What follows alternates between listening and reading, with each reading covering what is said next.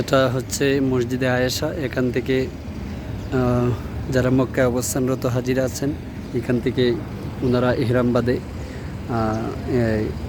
অর্থাৎ গোসল টোসল করে নখ ফেলে বা পরিষ্কার হয়ে এখান থেকে নিয়ত করে, এখান থেকে এরপরে ইহরাম বাঁধার পরে আর তারা 2 রাকাত নফল নামাজ পড়ে এরপরে মক্কার উদ্দেশ্যে রওনা হয়।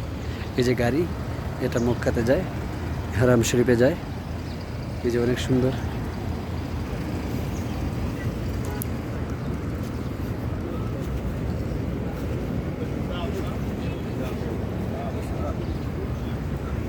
এই মসজিদ আয়েশা অনেক সুন্দর মসজিদ। তো ইনশাল্লাহ উমরা করব, নিয়ত করেছি, আল্লাহ তাআলা যেন কবুল করেন।